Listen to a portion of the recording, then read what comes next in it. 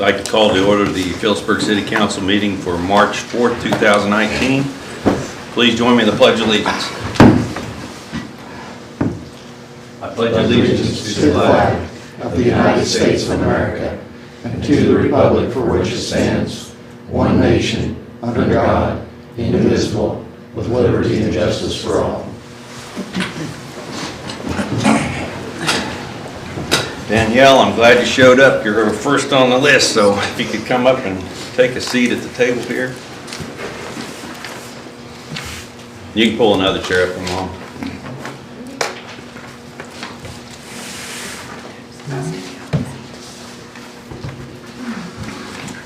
Kara, thank you.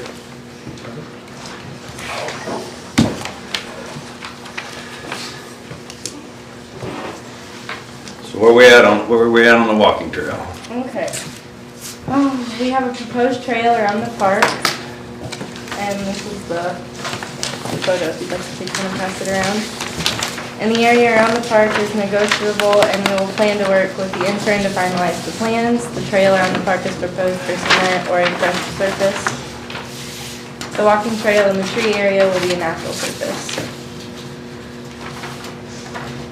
We plan to work on the natural trail surface first and then the hard surface later when the plans are finalized. We will need grant funding for the footbridge, surfaces around the park, benches, signs, and lighting. We need to get an easement from the landowner around the south half of the arena and in the trees south of the pickleball court. And we will have a walking trail work day with Kansas Trails Council to learn how to build a walking trail.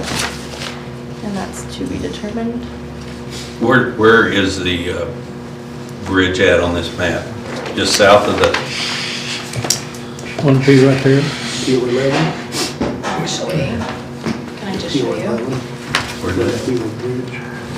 It'll be, well, Is there one here or over here? the bridge that we need is right here. Right here. Is it the... That's just south of the house there. Which is South. kind of right. South of the Arena. arena. South Okay, of right the across Yeah. is, yeah. So what's that peel? Right there. What's that peel? Peel 11, or POI 1, or whatever that is. That would be. Point of interest one? Is Point of that entry. DOI one? Point of entry. Point of interest, okay. Yeah. Oh, okay. Which is right, isn't that right south? That's where that existing bridge is probably at, isn't it? Mm-hmm. Okay. And the recommendation just on that bridge was just to fill in with more of a crushed surface to make it level, because it's pretty rocky. A lot of the, I don't know what they had in there before, is kind of washed out. It's not just like a smooth surface anymore, it's definitely broken up and stuff, so Okay. we don't have to fill that in. But it'll go over, okay. Any questions? So that's walking right to the pickleball court by your house there, whatever that storage shed. What's the total distance? 1.28 miles is what we calculated.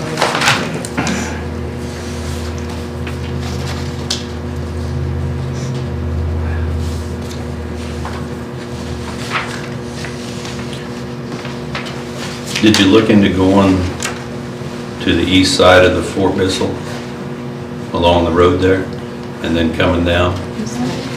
Yeah, that's where Mike Goodwin from the Kansas Trails Council kind of recommended to avoid that, just because there were a lot of obstacles, and then I think there was some issues with the percentage of incline. Okay. Well, later on the agenda, we did get a summer intern on the redesign of the park, so this will be something that I'll hand to her and take into consideration. There may be, whether we cut across the central part of the park, that may change some, depending on what she comes up with. Have you shown this to the Frisbee disc throwers committee or whatever, whoever runs that? Yeah, not yet. Who is in charge of that? Cody Blue was Cody Blue? he was the installer. I think Is it the Wes- Boy Scouts? was an Eagle Scout project. And then, I think Wesson was a contact point for that as well.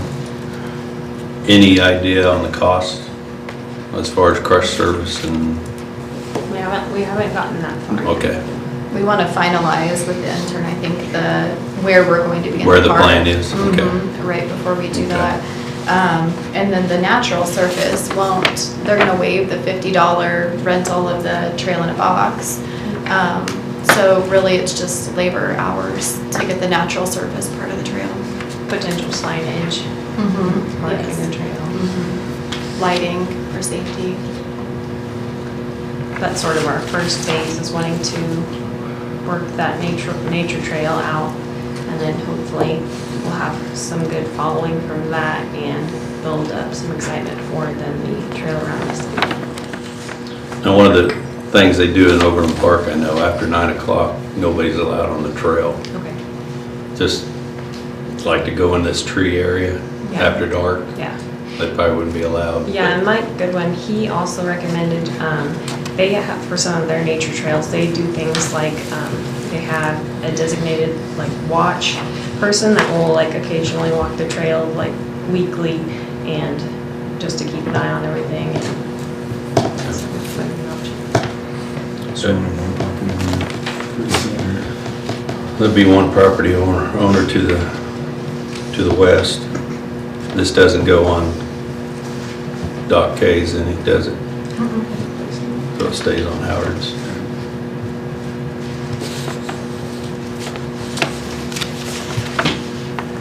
Any questions? I would say, bearing any changes of the design with the other things going on in the park, I don't think there's going to be any problem with this, unless you guys have something.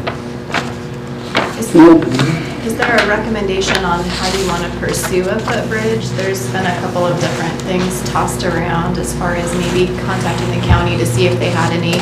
Spare ones. Well, maybe something, and just using like the beaming to support that and then building from that. If it's been like a closed bridge that's no longer in use. Or there's With some a other. a truck bed that, Mhm. that isn't usable on the road. The trailer, Mhm. framing of that, taking out the axles and using that framing. How big is it, Danielle? How many feet? We need to measure exactly. It's, with the weather, it's not been very easy to get a good measurement, but that's one of the things that we need to do. That being open to the Exactly. public, will that have to be engineered? And we're gonna open that to the public, that bridge? It'll probably have to pass this safety inspection. Yeah. Yes. So we might find from the state of Kansas if there's any regulation requirements that we have to follow. We might, have you checked into that at all? Just with Mike Goodwin, he's And the he's- one that's kind of given us some of the ideas and guidance on. I wonder if he's had his approved, I mean, if he's had, does he get his approved by the state on those long trails between towns? Yeah, no, we can check with him and see. Okay. I think we want to also talk to you guys about, then a public easement or public use easement for that, where the trail is for that property. It's been, so right now, we're working with Howard, but he's in the process of selling that property. And, I guess we'd be looking at you guys to possibly apply for that easement then on behalf of the city. We'd do that.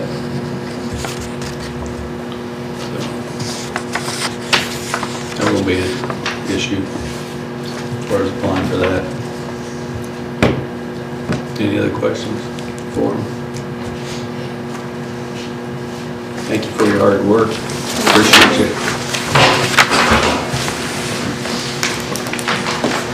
You want me to check with the county, or are you gonna check with the county?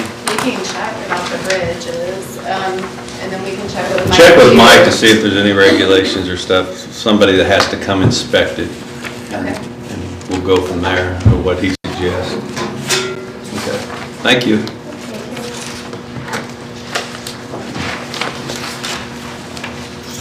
All right, Kareem. CDBG contract, all right. Okay. So Tim and I went to the grantee workshop, and the state gave us the state contracts that need to be approved tonight. Technically, you have 90 days, but you might as well just get it done and get under contract. But before we can approve that contract, they cited in your award letter some conditions. So you have to resolve those conditions. You did. It's getting your KDHE loan in place. The state has looked at your LMI surveys. They qualify. And then they didn't like a discrepancy in the application versus the cost estimate. In one place we say you guys are abandoning something, and in another place we say we're demolishing it. So we needed to make those match. So Daniel changed his cost estimate to say we're abandoning it. So, because there's a difference between, there's some demolition, some abandonment, but we just made it match. So you guys don't have a copy of this. What you have is the actual contract, but this is a letter that resolves the conditions. It's to Department of Commerce, signed by the mayor, and it requires a motion for approval. I just call it a motion. I would request a motion to approve the resolving the conditions for the I make state. a motion. Second. I'll second. A second from Mike, all in favor? Aye. Opposed? Thank you. Motion passes. I will make sure that you guys get a copy of this. I'll go ahead and pass down the letter for you to sign.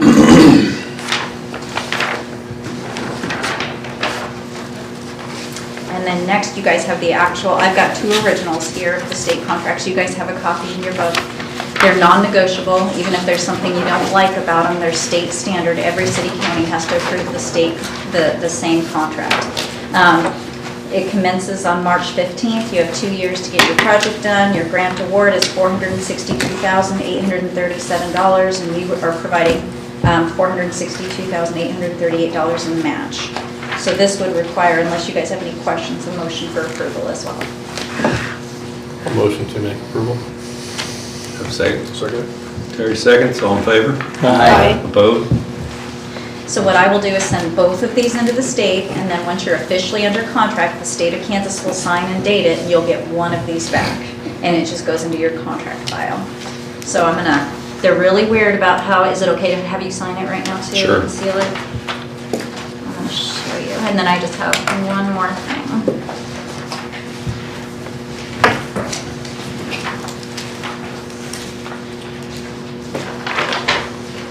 Oh, thank you.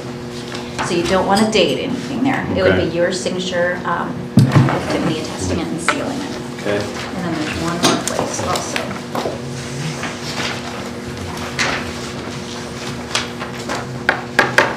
Thank you. I would write it over to you guys. Same thing here.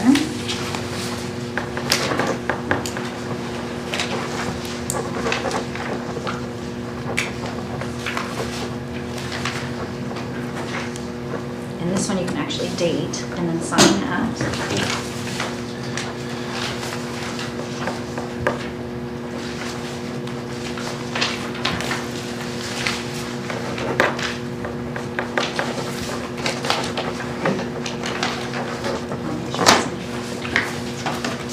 Oh, I gotta do that then?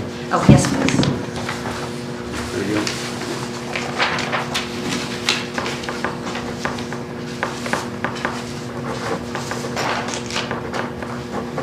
Just sign and seal this one.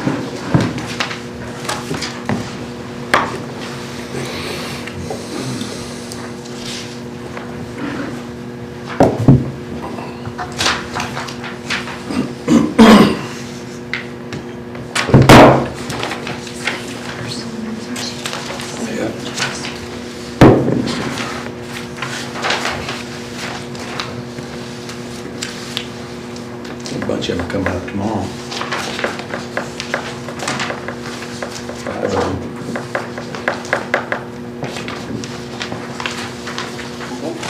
And then, yes, and this one doesn't need a seal. You guys start signing it. So this is rates come off? But if you guys want to- Last ones were 255. I don't know what tomorrow will bring.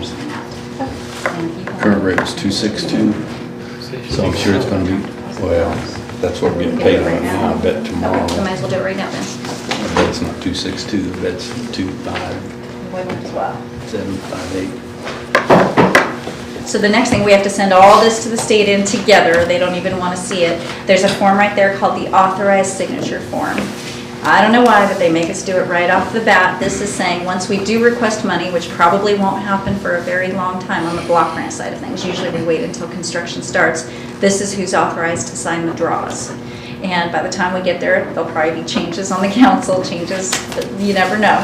But they want it now. And then I always come prepared. I was explaining to Tiffany, when there is a draw, I always bring a blank one with me, just in case there's a change. But so what that's saying is that the mayor is attesting the signatures. The authorized people to sign the form is going to be Tim, Tiffany, and the mayor. So is everybody good with that? It doesn't need a motion. So unless you feel very strongly that you want to be an authorized signer, just tell us. Okay. And then the other thing that they're working on is the electronic deposit forms. Those don't require a motion either. So you just tell the state what bank account you want that money put into. You fill out the forms. We kind of got a kink in that one, so they're going to redo it. And you guys had an old grant account before that's non-interest bearing. So we're going to make sure there's checks that match that account and get that form redone and send that in together. So what happens next is, your engineer is going to start the environmental review of the the design of the project, and I start the environmental review. And so when we're both ready, he'll have you guys look at everything that he's put together. If there's any issues with the environmental review, I'll let you know. I'll let your engineer know. And hopefully, I have 6 months to do that. I'll hopefully get it done in 3 or less. So when I'm done with that, I'll come present it to you guys and explain it to you. So that's just, I've already done the KDHE environmental review, but now CDBG requires a different review that goes a little further. So I'll have to contact some of your local agencies and possibly some more state agencies as well. So I think I explained it before. I don't know if you guys remember, but I have 2 different environmental reviews that I have to do. So Okay. I'll get started on that right away. All right. All right, Okay. Do you guys have any questions about the project? I don't think so. Okay. We gotta get all that first. Okay. Get away. Ready to go? Okay. Thank you very much. Thank you, If you have Karina. any questions, Appreciate it. feel free to holler. Okay. Thank you. Karina. All right, any more public comment tonight? Okay, let's take a look at the February 18th minutes.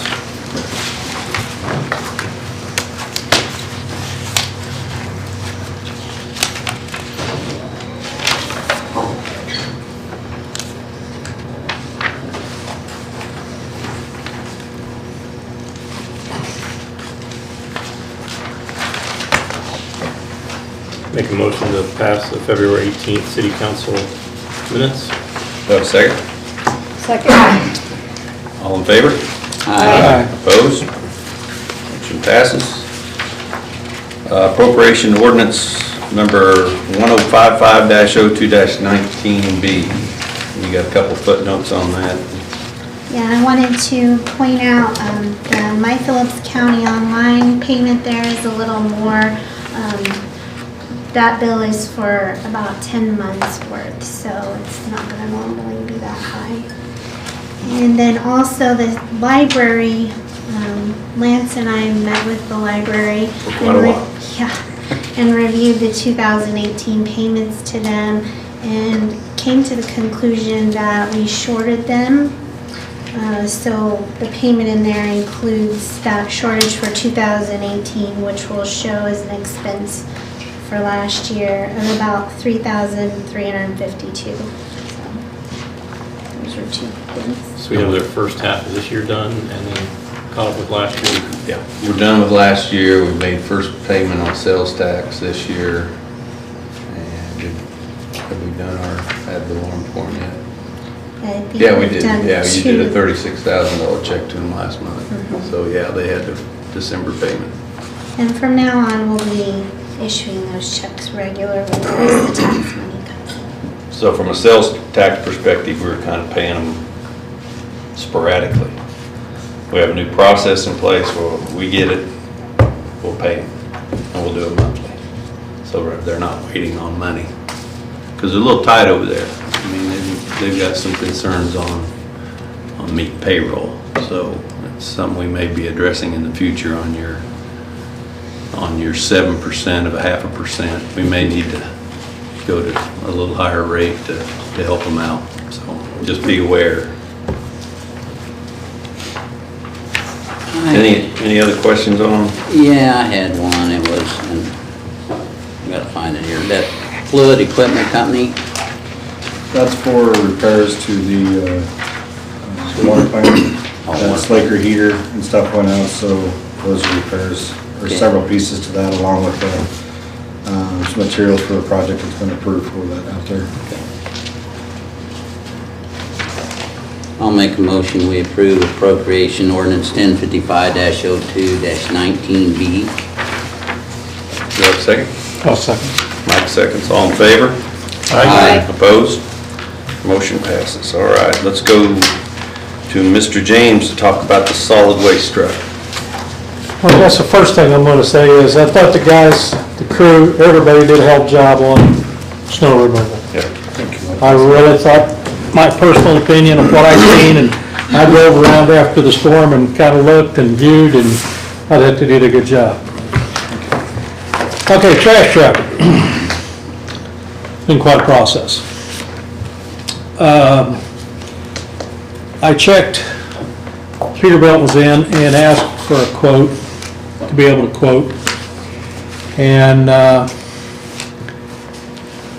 we had given them the same specs that we had with Kenworth.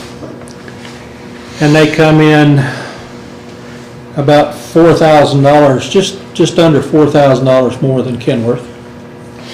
So, and Kenworth come in, well, from the past experience I've had with Kenworth, we didn't do a ton of negotiation because they knew how I was anyway, so we went for the little better price to start with. I did get them to come down, roughly about $450. And then we changed a couple of configurations on the truck, which we added a little bigger fuel tank and fuel heaters, or fuel heater, which didn't change the actual cost of the truck. Actually, it added equipment and give us more equipment for a better cost. The thing that kind of surprised me was the truck, and we're doing this in kind of two stages. We got the truck and we got the Packer, okay? And that's what we did the last time. The truck is should I say, the same exact truck as what we got, with the exception of we went to Dana Spicer axles, bigger fuel tank, and fuel heater. The old truck had Merit axles and a 56-gallon fuel tank and no heater in the fuel. And it come out to $81,770 for the truck. That's delivered to the Packer people in Iowa. Now, we get 15 days after it's delivered to pay for it. And if it's longer than that, we cannot pay for it. They'll charge us $250 a month for, what do they call that? Just like if it was on their lot like a car dealer or anybody else. It's kind of a service charge sitting there. So basically it's due then. Build date on that truck is the week of September 16th is the soonest build date. So that was as of about last Thursday or Friday on build dates. So probably realistically, by the time it gets built, gets transported, probably the Packer company gets the Packer done, back to the dealership for prep, back to the dealership at Kenworth to prep. If we'd see that truck by mid-October, I'd be surprised, on that basis. Now it comes to the Packer.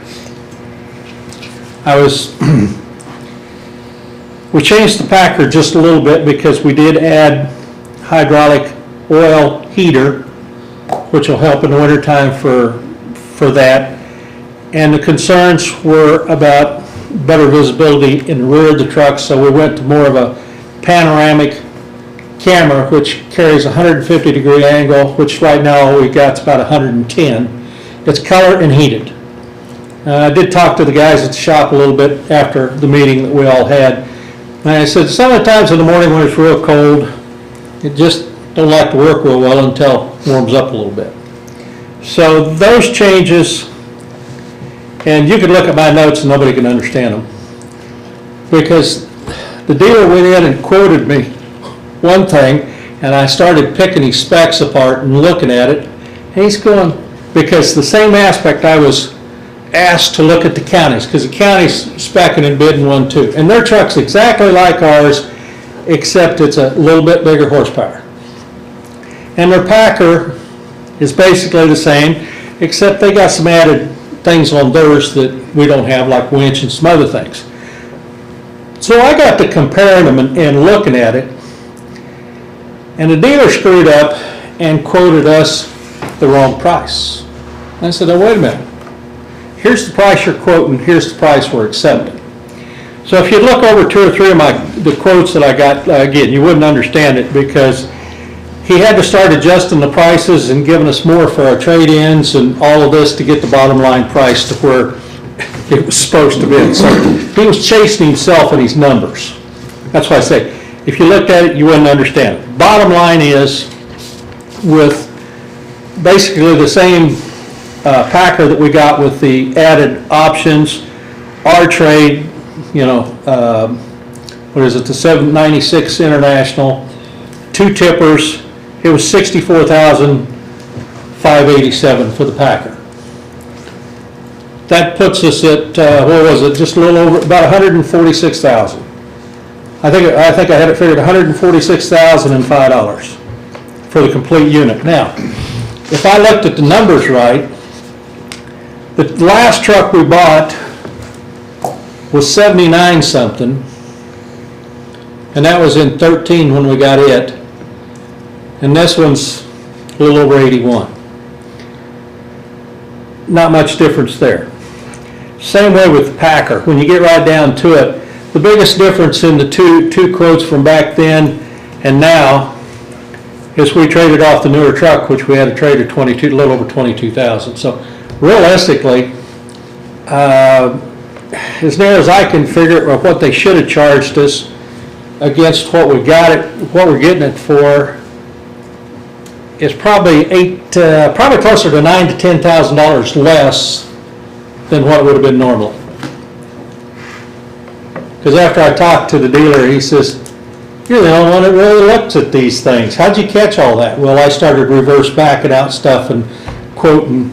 I think if he'd have did it right, we'd probably been closer to 10 grand more than what we are. So I think with doing a little time, it saved us some money. So I guess the bottom line is if we decide to go ahead and order a truck, and these prices for the Packer, once we order the truck, and we'll order, and if we order the Packer at the same time, which we will, these prices are locked in. So it doesn't matter where the price has changed, the Packer is locked at that price. Even if the truck drags out longer, these prices are locked in. So I guess with that, that's why I say check and Peterbilt on the same specs. If I threw the fuel heater into the Peterbilt spec, it would have put it about $4,200 difference. So, and that's exact specs. I took the specs, I just give them the Kenworth specs without the pricing, and it says here's what I want. Here's what we're wanting to spec, and that was spec for spec. So. Your recommendation is go with Kenworth?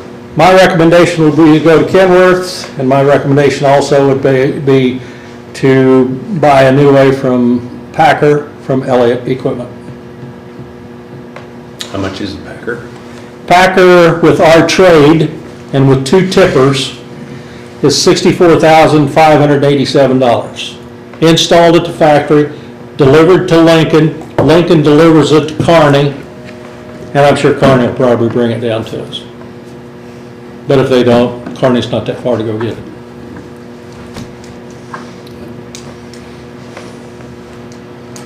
Any questions? Do we need to make a motion for that tonight? Are you seeking? I would say we should make a motion to go ahead and get the process started to get it ordered. And I know where as a committee we talked about it. We talked about the funding. We should be all right on our funding through, per se, the what was originally the capital reserve, or the equipment reserve. Normally, we trade in the newer truck. No, we normally always trade the older truck, Yeah, but the oldest.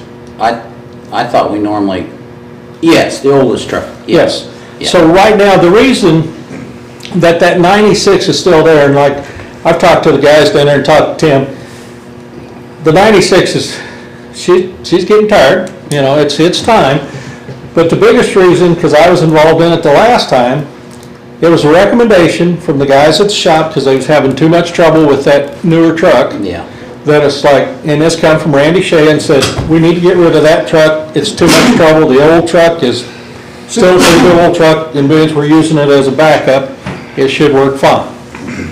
So this truck that we got now, this 13, will be moved into the spare category, which in turn, if we do this right and keep into the rotation by buying a little bit better quality truck, when we do get rid of that one in another 7 or 8 years, then they'll be worth more because of the type of equipment we're buying.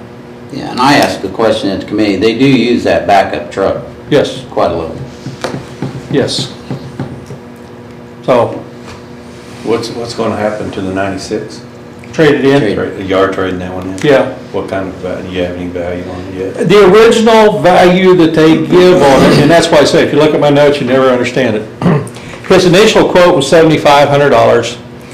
On the quote that we've got here now, it's $10,500 because he had to start burying money that he screwed up on the Packer, so he started juggling the dollars and changed the price on the Packer and the trade-ins and some of this. That's why I say it's All over the map. It's all over the map, because I got about 4 or 5 different quotes, and I kept saying, I don't care what you quote, that bottom number is this. It all should add up to this number here, like you quoted me the first time. So he had to keep shuffling until he got the numbers there, and then the same aspect, that was where some of the thing come in, because that hydraulic oil heater, he said, oh, it's a couple $100. And then he come back and says, oh, heck, that's $1,100 option. I said, no, you quoted me $200. So then he sent me a thing on the panoramic camera that he sent from his people, and the email he sent from his people was $235, and he's going, well, that was my cost. I said, that ain't what you sent me. He said, well, that's $400 and some extra, and I'm going, sorry, bud. You sent me a thing that said it was $235. That's what we're paying for it, and that's what you're putting down. So that's why I say this has been a lot of negotiations to get it to this point. But I think, as I said, I think in reality, I've saved us probably at least 9 to 10, maybe more. But you're never going to see it the way these numbers are set up, to be truthful. Because as Jeff said, they've taken about 3 to 4 price raises because of tariffs and steel and stuff. And then the same aspect, he says, on the last truck, they probably charged you too much. That's the reason they're giving you a better deal on this truck. I'm going, and yeah, they might have on the last one, but they kind of adjusted. They're not charging. That's why I say, we went in to start with, because I sat down with Kenworth and we had a nice discussion. So, but I've dealt with those guys for years, so that makes a difference.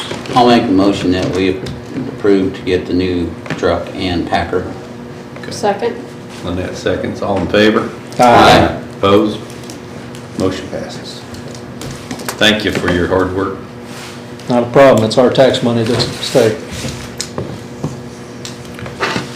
Okay. Anything else, Mike? That's all I got. Okay, Terry? I don't know anything. Mr. Miles? Okay, of course, we've been working with the insurance. We met last week, Finance Committee, and Tim and Tiffany were there as well. We only got 2 quotes. One was from Rogers and Associates, and the other one was from Biggs. BKE, whatever, from Brad. It is, and they had a spreadsheet where we could put everything in there. The values, the deductibles, and all that. So we did our best to make it apples for apples. It's not, because every insurance company does things different. It's just, but we did as close as we possibly could.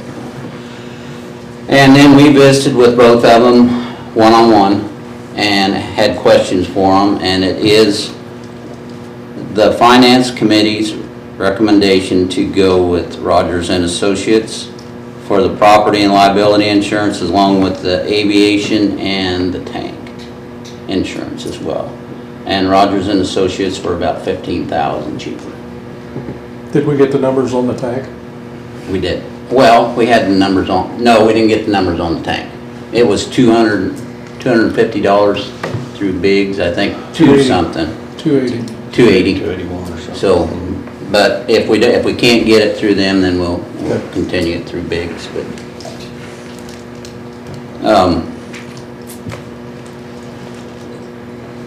We bid apples for apples, like I said, as close as we can, but Tim also evaluated that we need to adjust some of our contents on some of this, so we thought once we make the decision to go with them, then we'll make that adjustment then. So that way, we didn't have to go through the whole bidding process again. They haven't, I don't know when the last time we've evaluated that stuff. Some of it was a little low, some of it was too high. Like the community building stuff, and there's a lot of things that Tim looked through. You know, he went building to building and looked at contents, and he figured roughly what we needed to make it. So fire department as well, and we did talk about maybe doing this every year, just to keep up on things. No, definitely. That needs to be a policy. I can't think of anything else. Can you guys? Well, the coverage was actually more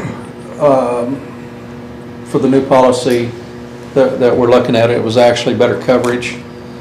And that's where the review yearly come in, because on a lot of our vehicles, we're paying liability insurance on vehicles that aren't worth much. So there's things there that we need to do. Full coverage. I'm sorry, full coverage. Yeah. But, you know, a lot of those vehicles need to be dropped down to liabilities instead of full coverage, because, you know, you got $5,000 or less vehicle, why are you keeping full coverage on it? So a review that way, and that hasn't been done, because most all of them, I say most all of them, are under full coverage. So there's values that way that need to be looked at yearly, and we need to put a policy in that says anything under a certain age or a certain value, we need to pull off of the full coverage on that basis. There's no sense in spending that money.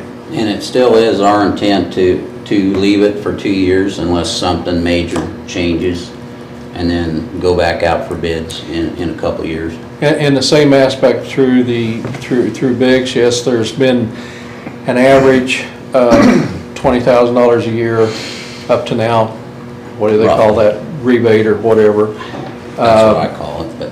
Right now, you know, as we went into this thing and we all talked that we wasn't going to use that because that's an unknown of what we're going to get.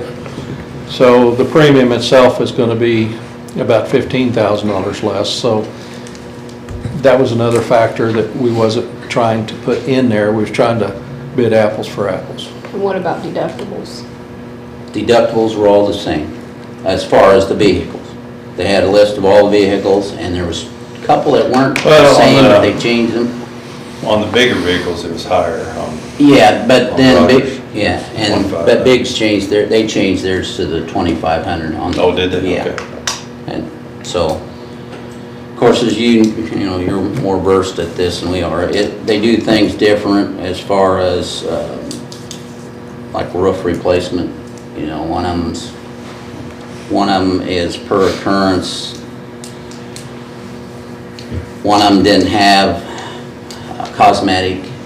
You know, it's just impossible to do apples for apples unless they could all bid the exact same company, which they can't. So. Yeah, because the EMC wasn't replacement, the other one was replacement. Right. The EMC went off of value through like depreciation, where the other company was full replacement cost. That's 2% on the value, 2% deductible. Right. So by looking at it and weighing it out, it was That was. And it is a nationwide company, so it's not like it's new on the market. It's 20 years plus, I think, if I remember right. Yeah. Roughly. So I guess I'll make a motion that we go with Rogers and Associates for our insurance. Have a second? I'll second it. Mike seconds, all in favor? Aye. Opposed? Motion passes. What else you got? That's it. Thought you had two, oh, okay. Pete? I have nothing. Lynette? I don't have anything. Okay. Michael? Don't have any. Scott? Mayor, nothing to report so far this evening. All right. So in your packet, you've got a copy, this is on Industrial Development Fund, ordinance number 1165, which was signed by the late, great Wayne Euban on February 16th, 1987. The key words in this that the people passed, the people of Phillipsburg passed, was to create a fund to be used in securing industries or manufacturing institutions. Very to the point, securing industries or manufacturing institutions. So when we set up the Economic Development Advisory Board, it's right after the appropriations ordinance, okay? I saw it once and I can't find it. It's right after appropriations. Oh, okay. Clear. Yeah. So when we set up EDAB, you were getting 1 mil put in this, okay? So I was thinking there, if you go over 31 years at an average of $11,000 or $10,000, you should have over $300,000 in the account. And at the time we had, this was early last year, when we set it up, we had a 78,000. So I started asking questions of where had we spent our money, which you'll see on the second page. I went and pulled all the journal entries for this since 1987. Now the ones in blue, light blue, are the ones that we received grant money from Hanson, okay? And it was kind of a pass-through account. Went into the fund and then we spin it back out. The ones in yellow are the ones I kind of have questions on, whether that met what we meant by securing manufacturing and industry. So when we talk about the street out in front of the bank for $52,200, or buying a website for $12,826.16. Discover Main Street, I went and pulled that in the chamber, which is on the next page. I went and pulled their mission statements. I don't think I could almost pass the Discover Main Street, but the chamber, even talking to our auditor, he stated you'd have a hard time saying you could do that if you got in front of somebody and said that was the chamber's meaning. I guess what I would like to see is that money put back in Fund 34 where it belongs. Out of general, back into Fund 34. It stays in general, it just shows up in Fund 34. If you look at the bottom of the report, the grand total spent was $272,000. It's got everything in there that we've ever spent money on. You know, the PCDCF, I wasn't sure what Lear meant. Did anybody know what that would have been for? On second page there. PCD, that's the Phillips County Development and Community Fund. Lear, there was $5,000 spent on it. The E-Center funding, I can kind of get into that. We've helped out some industries there. I know it's utilized by some of our local industries. And there's some old ones in there around Phillips County Industries on a canola study. We did some on the ethanol plant. Those are all perfect for industry. Bogarts was in there for some stuff. Crystal Plains Inc., install water lines up there. I could see that falling in there. And then we gave a lot to PCED, $62,500 to them. I can see that being in there, but our current fund balance is $81,779, and that includes this year's allocation on December's taxes. So we're looking at, in my mind, we've shorted us about $114,526. Now, if you don't want to approve the $30,000 we gave to Discover Main Street, I can possibly understand that one. Me personally, I don't see it as a true, around the true meaning of Ordinance 1165, which is securing industries or manufacturing institutions. It's what the people voted on. Do you have any questions for me? And if, I'll be more than glad to answer that. We've spent quite a few hours on this as far as doing the research. I guess I would feel good with the recommendation of our auditors if they think that something looks Well, the wrong.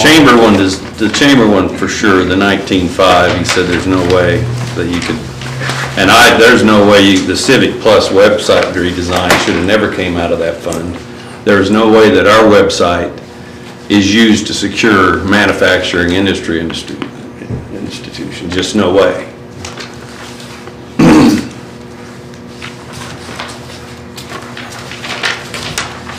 What's that do to general fund? I mean, yeah, the money's still there, Yeah, he just puts it in. but for reallocation. I don't know where you're at with the general. You got 2018 report. From December. Yeah, I mean, that's, since it's not in here for this month, we need to look at December.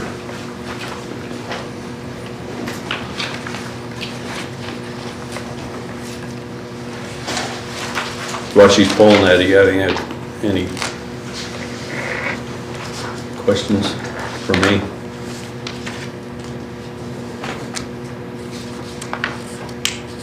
The second thing I'd like to bring up is we now have a PCED, okay? It's county level. Do we need this 1 mil? If you take it away and something ever happens to PCED, you'd have to go back and get it reinstated. It's better to leave it alone. Well, if we discontinued it, wouldn't we have to go back? We'd have to. You'd have to go back to the people and get it voted on Yeah. again. Yeah, that's why I said it'd be better to leave it alone.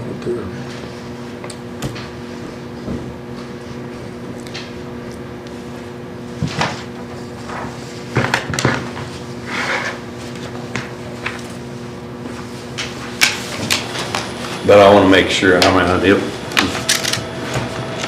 as long as I'm mayor, we'll never spend money out of 34 unless it's for those things, unless we have something spotted that we're going to secure industry or manufacturing opportunities.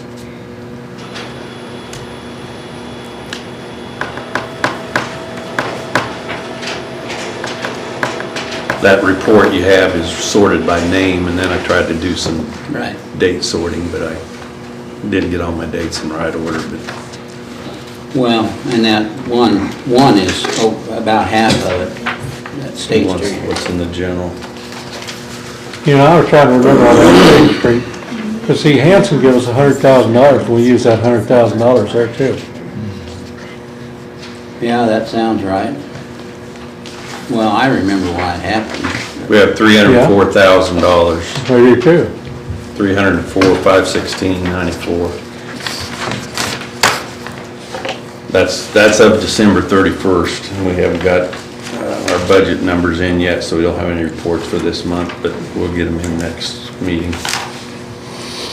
So you want to switch that all over in one chunk?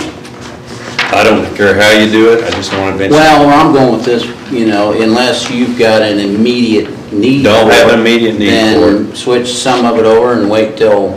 You build the general up some more? Yeah. Okay. I mean, I wouldn't have a problem with leaving the Discover Main Street because of that, but I'm gonna agree with you on the other three. Okay.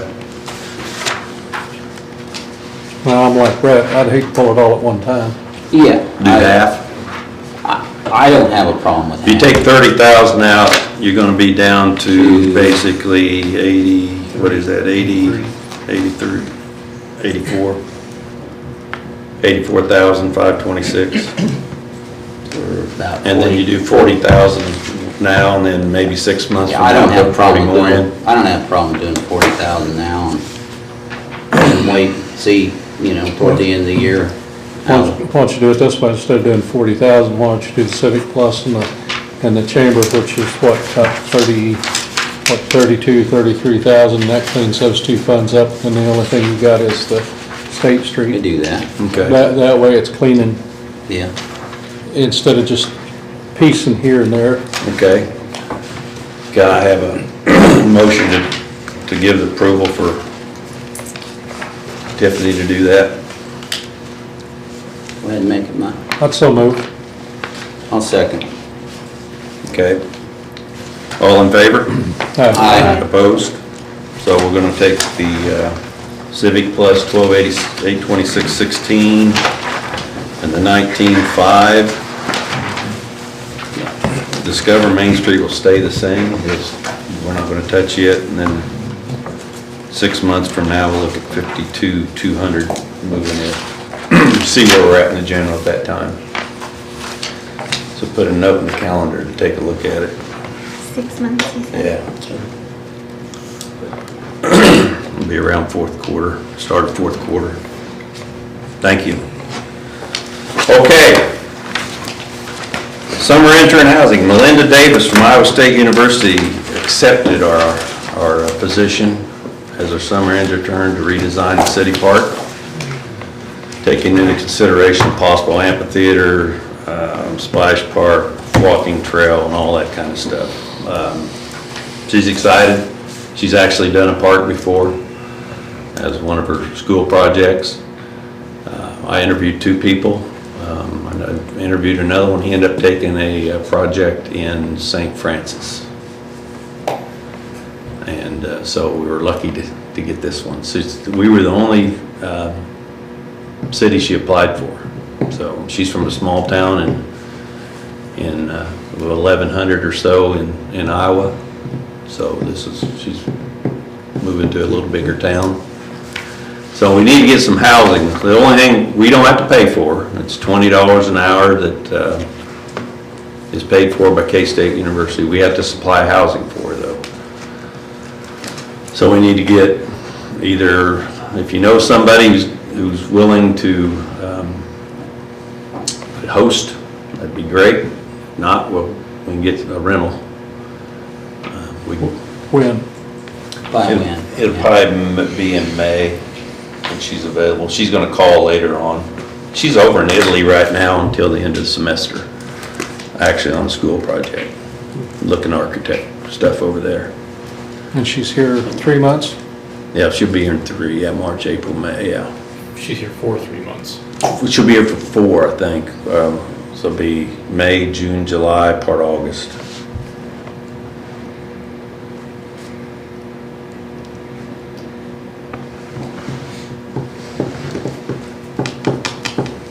So we'll revisit as we get closer to that date, whether we need to get approval, go get some rental property for if somebody doesn't come forward, so. We could advertise too. Yeah, we might put in if someone's interested in hosting, yeah. We just put it on the website, maybe. Yeah. I've got enough, being recently married, I have enough furniture to supply a rental, believe me.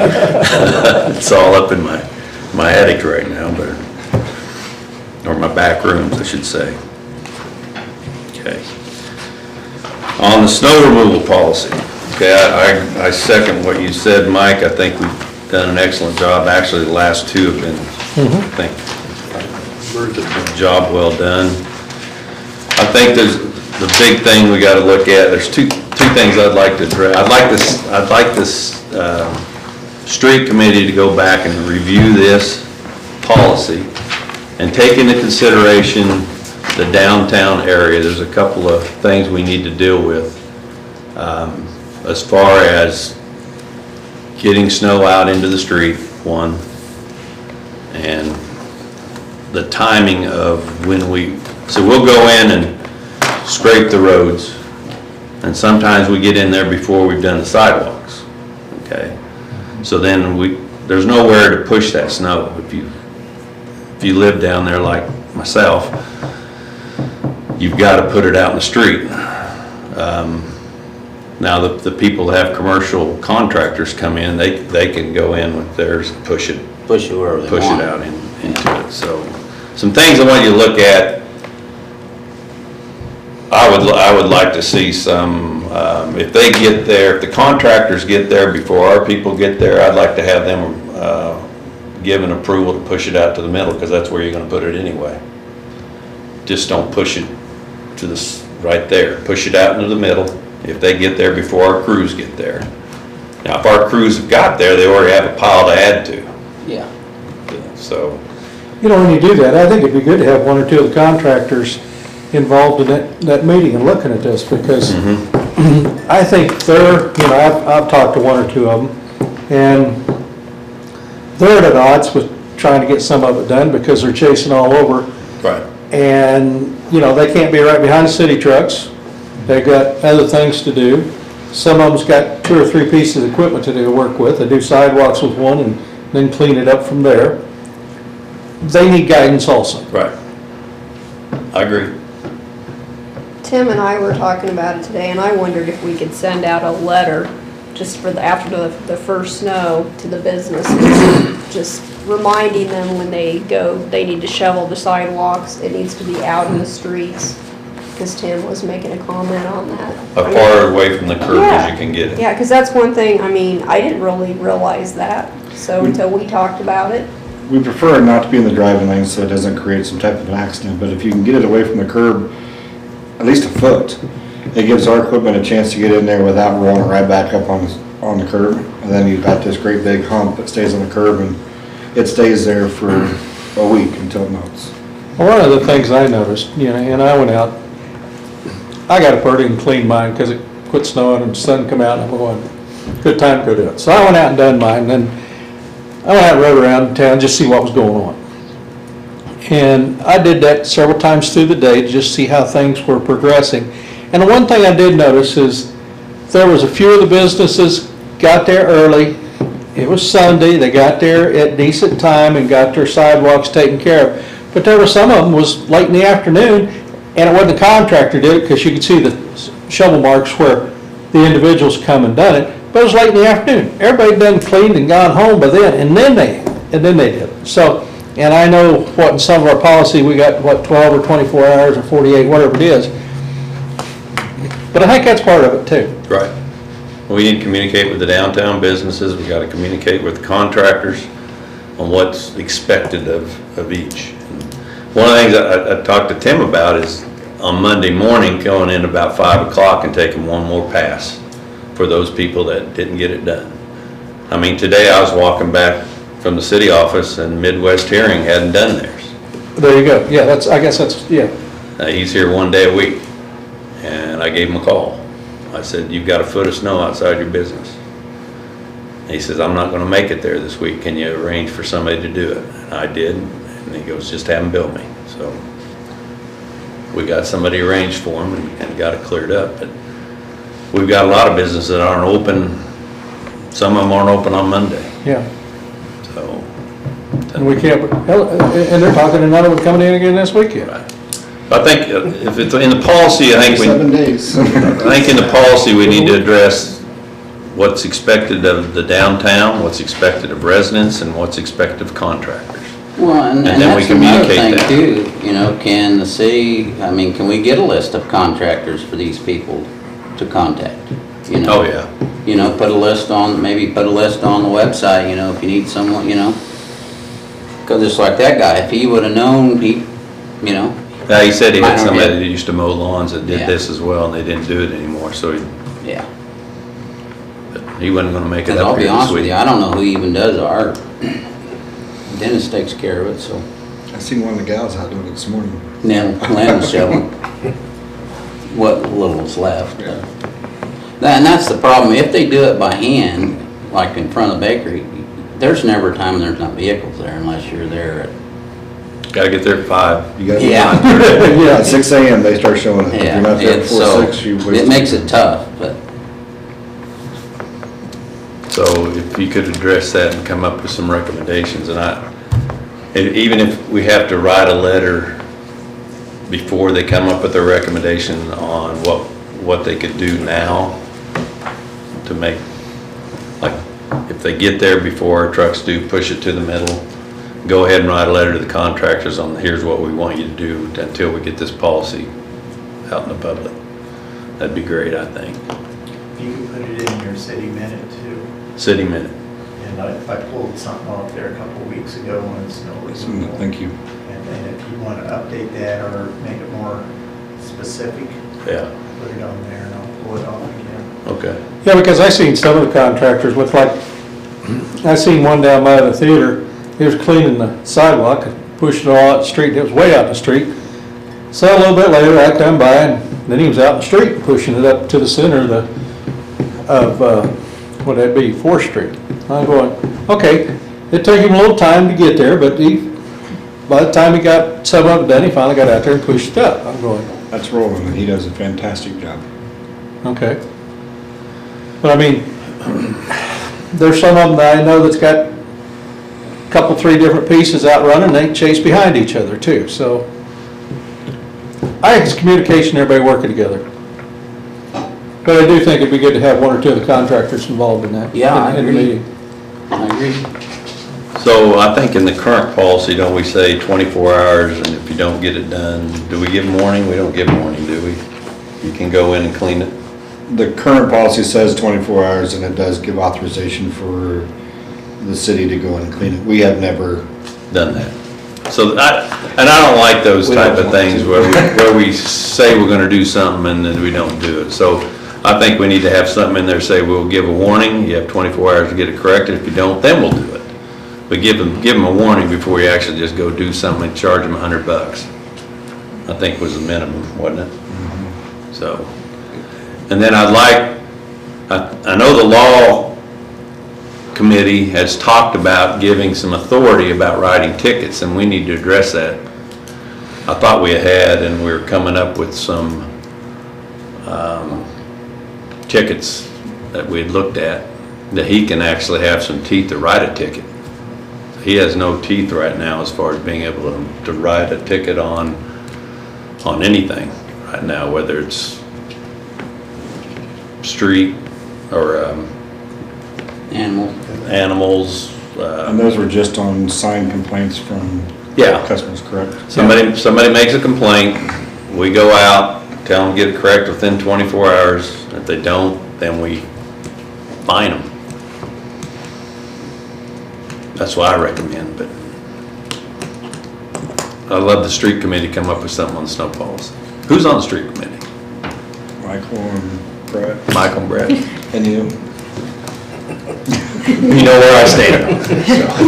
Who's the chair?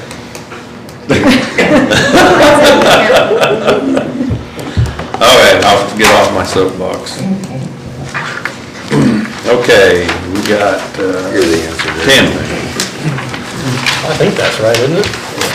If it's not, it is now.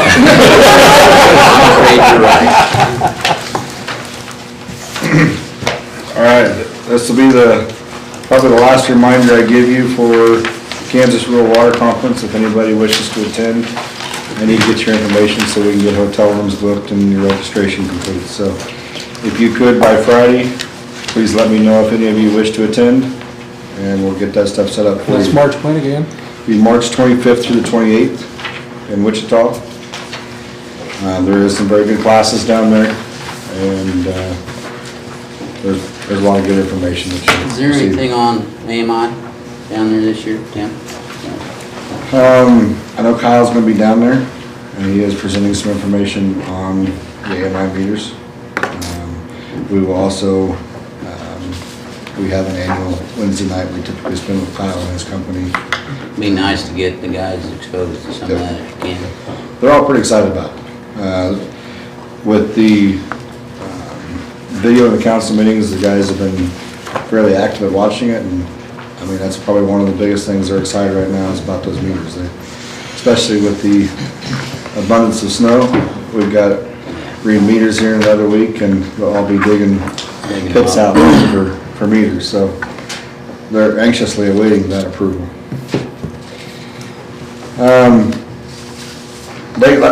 Earlier last week, they submitted the water report. It is in your packet for your reference, just to let you know kind of where we ended up. It is not as good as we'd like to see it. We have, what's shown right now is 26% of our kind of water loss for the year. We believe that is in our meters, and we think fairly well can be shown to that.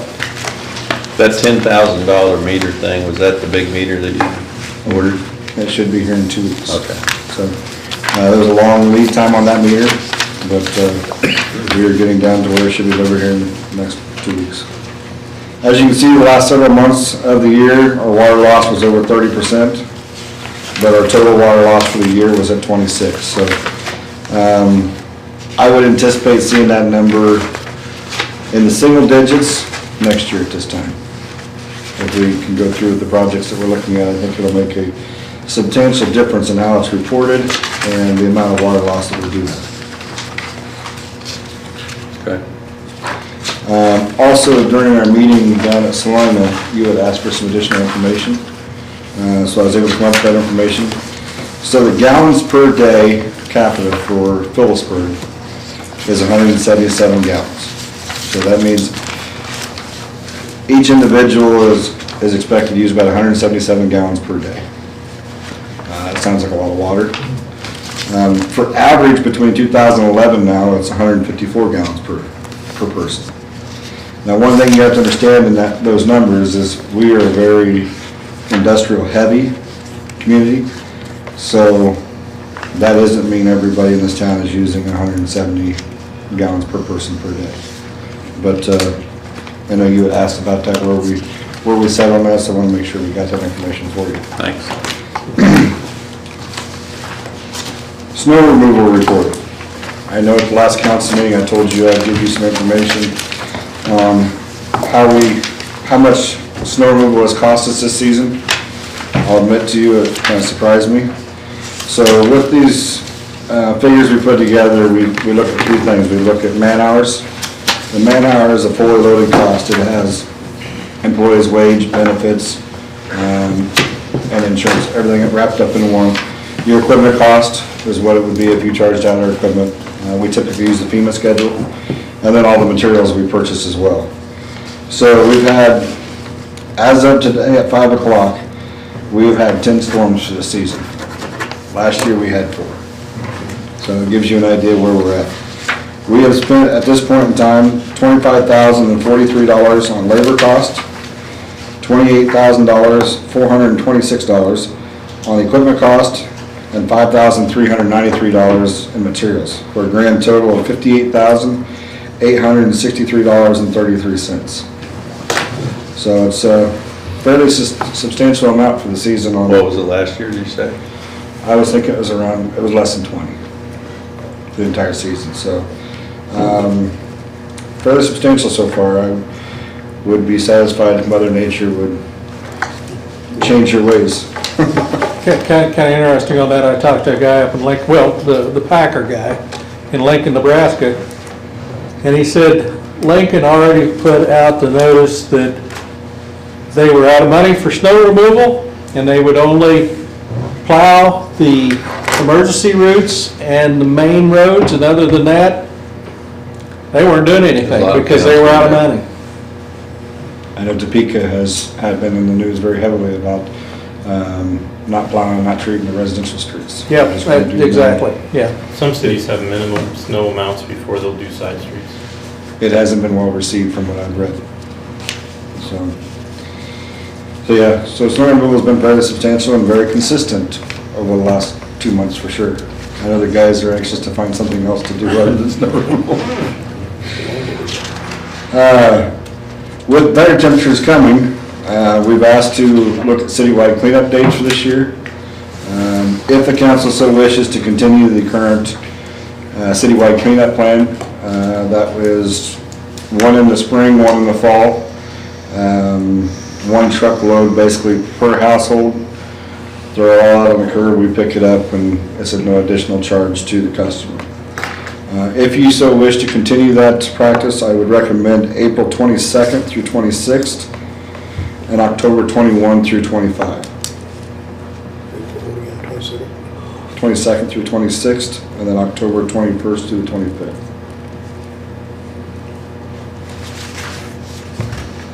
Do you have any objections with continuing that program? There can still be snowing in April? Don't say that. I know Crystal made a comment that early next month we start giving out yard carts. I'm thinking, let's hope they're not full of snow. I think we need to continue myself. Any objections? Okay, we'll go ahead and get those dates published. I will also be meeting with, I believe it's the Finance Committee that has transportation, if I remember correct. Is that right, Tiffany? I thought the miscellaneous. Miscellaneous, which is Mr. Miles and I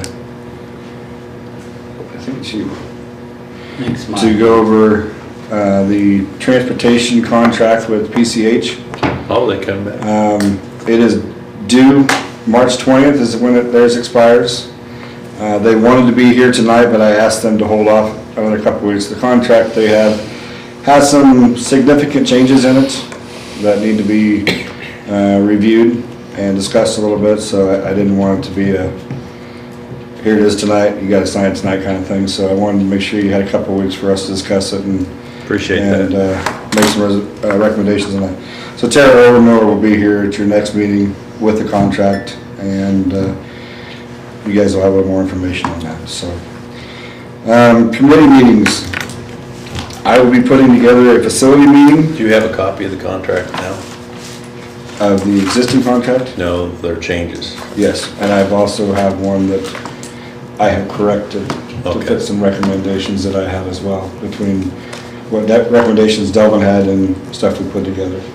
So you guys can compare the existing, their recommendation, my recommendation, and kind of look at those all three. If you'd like, I can forward those out to you guys, Yeah, it wouldn't hurt. so you have a little heads up on that. I'll also be putting together a committee meeting for streets to discuss the snow policy, as well as the transportation committee. In your packet, I believe, is a public notice for DBE. We are required to do this every 3 years to receive federal money from FAA. What is required on this is I have to, with your approval, is put this in the paper for, I think it's 2 weeks. This says that we're going to meet a 2.2% DBE goal, which is your disadvantaged business enterprise. This is to help support minority and some of your smaller companies.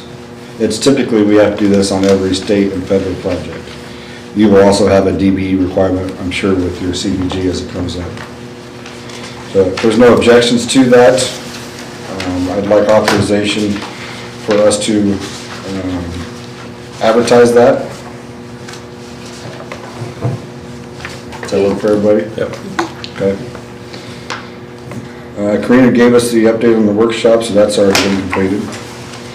Update on the Hanson Foundation. So we submitted a grant request for $60,000 for the elevator. They were gracious enough to give us $20,000. So we were a little short on what we were hoping for. I have prepared 2 applications that I would like permission for, or like authorization for the mayor to sign the letter on, to authorize us to go after the Morgan and Cole Foundation for an additional $20,000 apiece to help fund the elevator for the city office. Do we have a motion? I so moved. Second? Second. All in favor? Aye. Opposed? I also got the Tier 2 reports, which is our chemical reports that we have to fill out every year that were completed this week and submitted. I'll be working.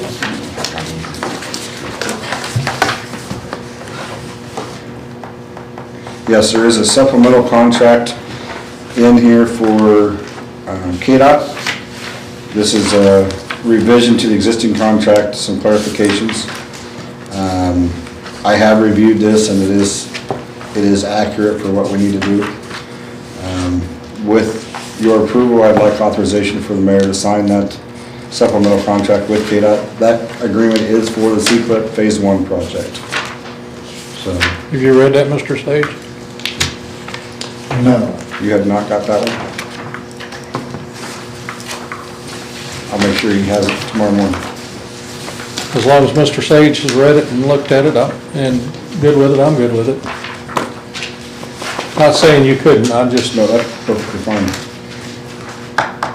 I'll make sure you have a Second copy to of the it. last Send one to page, Scott.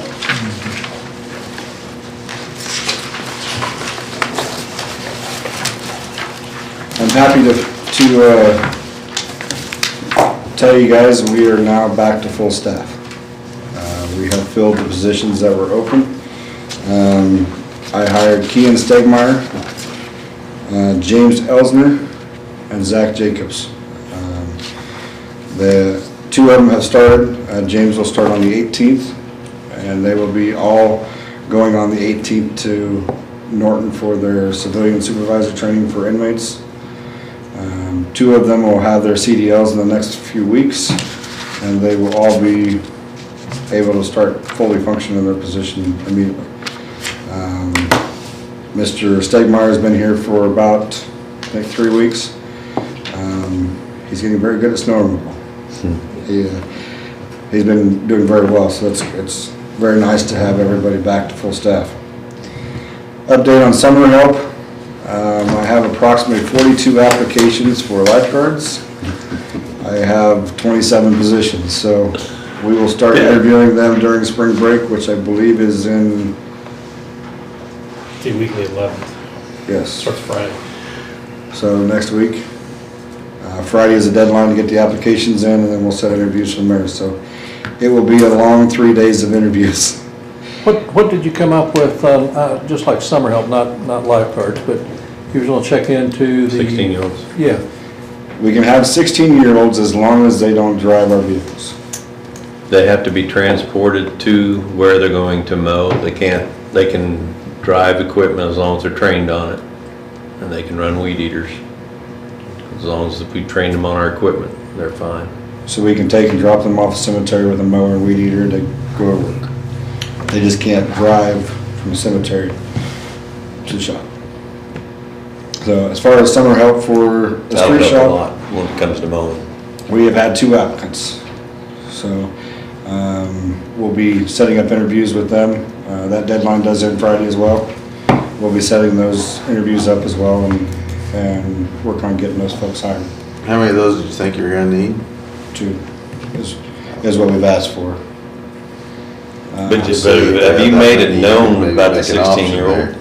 Yes, we put it out there. I also put a flyer out in the high school, Okay, and so those folks would know. okay. We've had a couple people come up that will be very good help that are 15. They're right there wondering if there's any way that they can. Nick over. So next year we should have a good group of kids that are ready to go to work. So we're gaining. So. Good. Last thing I got for you is, I actually got 2 things. Planning Commission, we're gonna move that date around a little bit. I'm gonna advertise for 3 hearings, and we'll get that date set upon the advertisement of those hearings. You may actually have those in your mailbox before you get there tomorrow morning, if I can get everything put together. I do have one question on a set of applications. They're by the same individual. It is on a proposed purchase of a property. It is a business. They do not wish to make their names public. Do I have your authorization to either leave the applicant's name and information blank, or we can put somebody's name as an agent, whether I don't know how you want to do that. And explain that a little further, Tim. So what it is- Because I know everybody's wondering what you're saying. So what it is when you fill out the application, you put your name or designated agent if you've got a real estate agent that's working with you. This particular property has not been purchased. The purchase is dependent on whether it gets the special use and the zoning changed up to. Because if they can't get it, it doesn't fit their needs, so they're not gonna purchase it. But they don't want it out to the public that they're trying to purchase this property because Right. somebody else may want. But maybe wish step to go a in. little further, the reason for 2 publications is, one is for the special use because of the Board of Zoning Appeals, and one is to zone it differently, and in that provision of the zoning, then you have a special use that has to go to the Board of Zoning Appeals. So that's why the 2 publications is that. So if you do the zoning, now you're another 30 to 60 days down the road for the Board of Zoning Appeals, and if you can do them both at the same time, then that pushes the project ahead just a little bit more. And the Planning Commission was in agreement to do that. I did make that, we did talk about it at the planning commission last meeting, just to try to figure out where everybody kind of thought they were understanding for information. And we will hold the Board of Zoning Appeals meeting and the planning commission meeting both the same night concurrent. So one will be right after the other. So what are you asking the council tonight? Is it okay to accept the application without a name on it? I don't think so. I think you need an agent name at No, you've got to least. have full transparency of what you're doing. They're gonna have to put their name down. So they have, okay. You can't use an agent like a realtor or something, it's gotta be that person, or that entity. The individual Well, has the to realtor gonna be ultimately responsible, you know? Probably not ultimately, but Okay. That's what you call just a limited agent. yeah, okay. I will contact them here right after the meeting and visit with them about how they wish to proceed. That is all I have for you unless you have questions for me. I know it's a lot of information. I do have one more question on the snow removal policy. One of the things I did notice downtown was on the ADA ramps where we go back on the streets, especially in front of, I know in Midwest, there was that much for people with ADA ramps to plow through. So I don't know if that's our responsibility, which I think it is, on ADA ramps in a downtown area, that we need to clear them somehow. Because we're going back over after the sidewalk's done and then making a barricade. Even a furrow there. Now, I don't know whether to do that around all of downtown, or all of town, or just You do that- downtown. You do that to one, you set precedence on all of them. I'm just saying, And typically, the ramps would belong to the property owner as their portion of the sidewalk, but that doesn't mean that we can't take that. I want it addressed in the snow removal policy somehow, Okay. because I know there's people that use them. Any other questions? Thank you.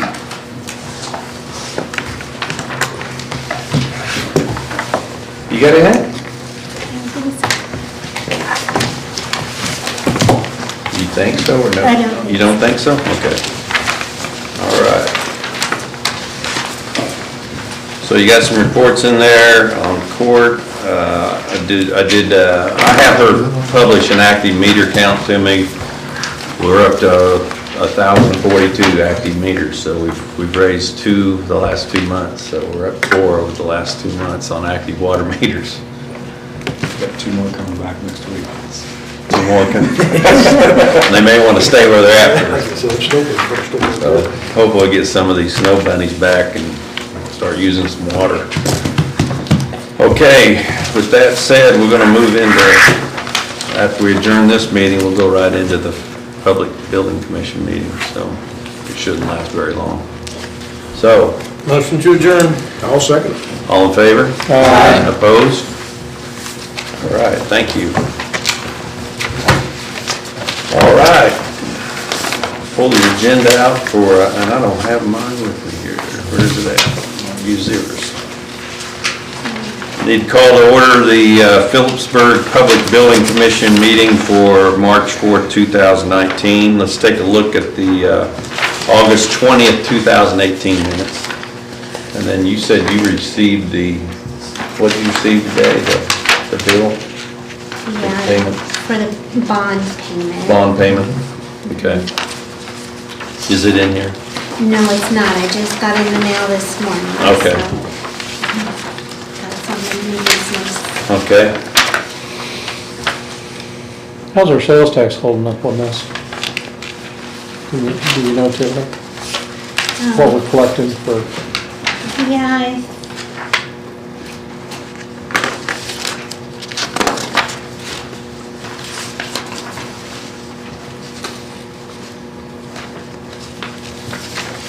As far as a 1%? Yeah.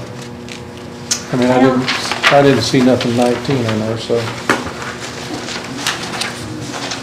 We had that in the pool fund for the end of last year. Where's the pool on? Here's aquatic center receipts. We'd have to have the detail of that, what that is, on the 1%, what we received. It looks like we're getting about 35,000 a month.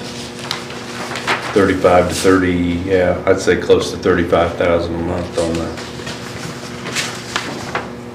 well, there's 41, 35, 35.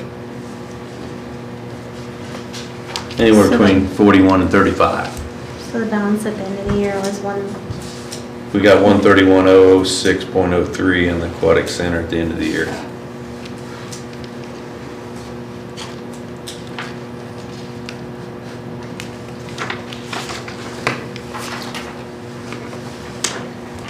Anybody have any questions on the minutes?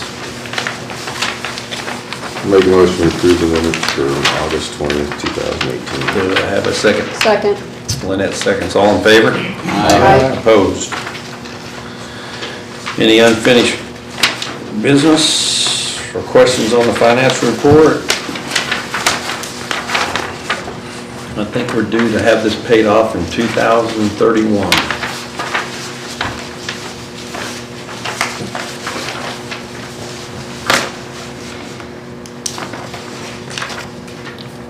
So the amount due for the bond is $43,701.25. It's due April 1st. Due on April Fool's Day. I'll make a motion that we approve the payment to the bond. Rex made a motion. Do I have a second? Michael seconds. All in favor? Opposed? Motion passes. Any other business in front of the Public Building Commission tonight? Motion to adjourn. I'll second. All in favor? Opposed? Thank you for your time. Appreciate it.